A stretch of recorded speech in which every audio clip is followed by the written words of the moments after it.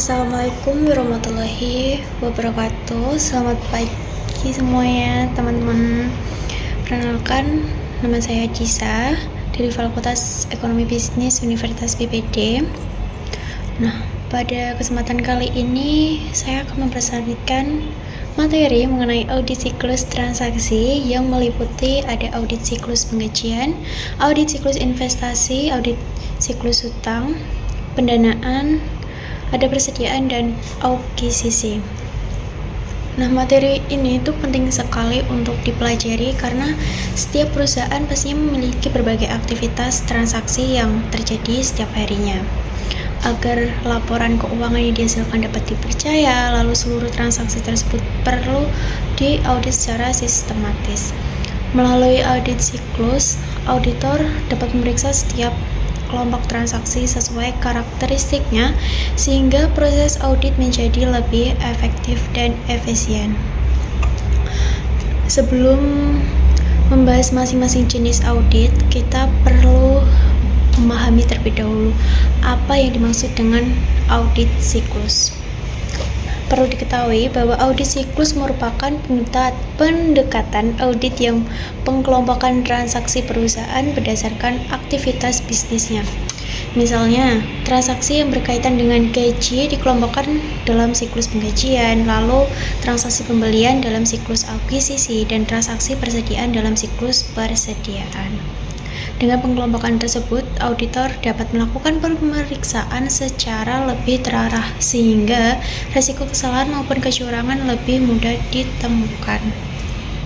Lalu secara umum, tujuan audit siklus adalah memastikan bahwa seluruh transaksi telah dicatat secara benar, memperoleh bukti audit yang memadai, lalu mengevaluasi efektivitas pengendalian internal perusahaan, serta memberikan keyakinan bahwa laporan keuangan bebas dari salah saji material. Pada pembahasan pertama, kita akan bahas audit siklus penggajian. Nah, audit siklus penggajian ini merupakan proses pemeriksaan terhadap seluruh aktivitas yang berhubungan dengan pemberian kompensasi kepada karyawan, mulai dari pencatatan kehadiran, perhitungan gaji, potongan pajak dan BPJS, hingga proses pembayaran gaji. Tujuan audit ini itu untuk memastikan bahwa gaji hanya diberikan kepada karyawan yang benar-benar bekerja di perusahaan, lalu jumlah gaji telah dihitung secara tepat, seluruh potongan telah sesuai dengan ketentuan yang berlaku, dan seluruh transaksi telah dicatat dengan benar.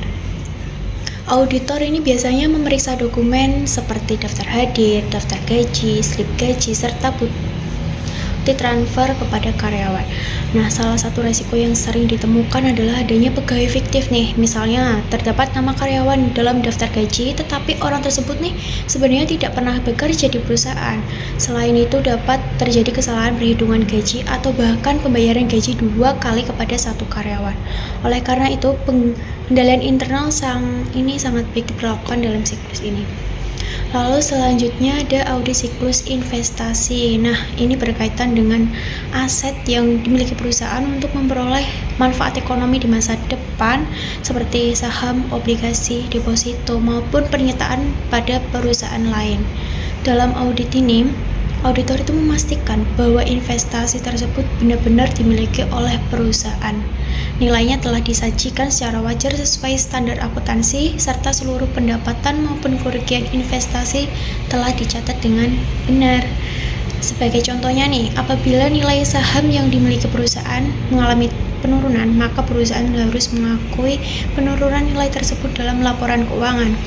Namun, jika hal tersebut tidak dilakukan, maka nilai aset perusahaan akan terlihat lebih besar daripada kondisi sebenarnya. Nah, oleh karena itu, audit investasi sangat penting agar informasi mengenai aset perusahaan tetap akurat dan dapat dipercaya tentunya. Lalu berikutnya kita akan bahas tentang audit siklus pendanaan, di mana ini berkaitan dengan bagaimana perusahaan memperoleh sumber dana untuk menjalankan operasional maupun mengembangkan usahanya. Nah, dana tersebut dapat berasal dari pinjaman bank, penerbitan obligasi, maupun modal yang disetor oleh pemegang saham. Tujuan audit pada siklus ini itu untuk memastikan bahwa seluruh sumber pendanaan telah dicatat secara lengkap, beban bunga dihitung dengan benar, dan seluruh transaksi memiliki dokumen pendukung yang sah. contohnya ini apabila nih perusahaan memperoleh pinjaman dari bank, tetapi pinjaman tersebut belum dicatat dalam laporan keuangan, maka jumlah kewajiban perusahaan akan menjadi lebih kecil dari kondisi yang sebenarnya. Hal ini tentu dapat menyesatkan pihak yang menggunakan laporan keuangan. Oleh karena itu, auditor tuh perlu memastikan bahwa seluruh transaksi pembinaan disajikan dengan benar. Selanjutnya kita akan ada audit siklus hutang, di mana ini bertujuan memastikan bahwa seluruh kewajiban perusahaan kepada pemasok atau pihak lain dicatat secara lengkap dan akurat, di mana auditor biasanya akan mencocokkan beberapa dokumen seperti purchase order, faktur pembelian, bukti penerimaan barang, dan bukti pembayaran. Nah, resiko yang dapat terjadi antara lain itu adanya hutang yang belum dicatat, pembayaran ganda kepada pemasok, atau penggunaan faktur palsu. Biasa sebagai contohnya nih, kita ada perusahaan telah menerima barang dari pemasok tetapi belum mencatat hutangnya. Akibatnya nanti jumlah hutang dalam laporan keuangan menjadi lebih kecil daripada kondisi sebenarnya. Karena itu pemeriksaan terhadap siklus hutang sangat penting untuk menjaga keandalan laporan keuangan.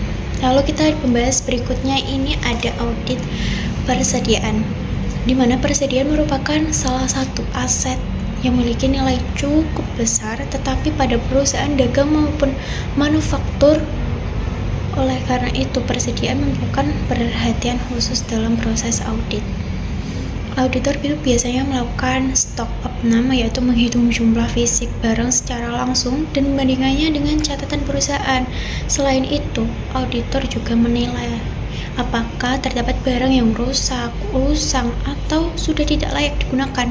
Misalnya, catatan perusahaan menunjukkan jumlah persediaan sebagai 100 unit, tetapi setelah dilakukan stok opname, ternyata hanya ditemukan 95 unit. Selisih tersebut harus ditelusuri penyebabnya agar tidak menimbulkan salah saji dalam laporan keuangan.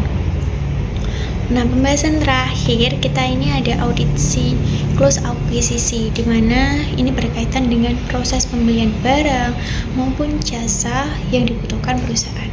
Prosesnya dimulai dari permintaan pembelian, kemudian memperoleh persetujuan, dilanjutkan dengan pembuatan purchase order, penerimaan barang, hingga proses pembayaran kepada pemasok.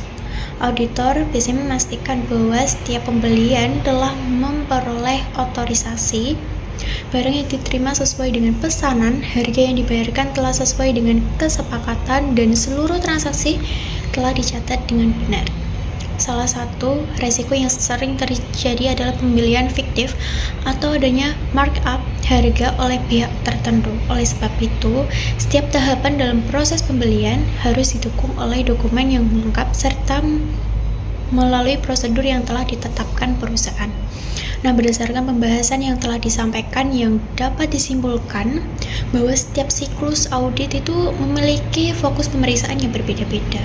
Nah, audit siklus penggajian itu tadi fokus pada pembayaran gaji karyawan, lalu audit investasi fokus pada aset investasi perusahaan, pendanaan pemeriksaan sumber dana perusahaan. Nah, audit hutang ini memastikan kewajiban telah dicatat secara benar, lalu audit persediaan memeriksa keberadaan dan nilai persediaan. Sedangkan audit akuisisi tadi berfokus pada proses pembelian barang dan jasa. Meskipun memiliki objek pemeriksaan yang berbeda, seluruh siklus tersebut memiliki tujuan yang sama, yaitu meningkatkan keandalan laporan keuangan, memperkuat pengendalian internal, mengurangi risiko kecurangan, dan memberikan informasi yang dapat dipercaya bagi para pengguna laporan keuangan. Nah, demikian presentasi yang dapat saya sampaikan mengenai audit siklus transaksi. Semoga penjelasan ini dapat menambah pemahaman kita semua mengenai pentingnya audit dalam menjaga keandalan laporan keuangan serta mendukung tata kelola perusahaan yang baik. Terima kasih atas perhatian teman-teman sekalian. Mohon maaf apabila tadi terdapat kekurangan maupun kesalahan dalam penyampaian materi dari saya. Wassalamualaikum warahmatullahi wabarakatuh. See you.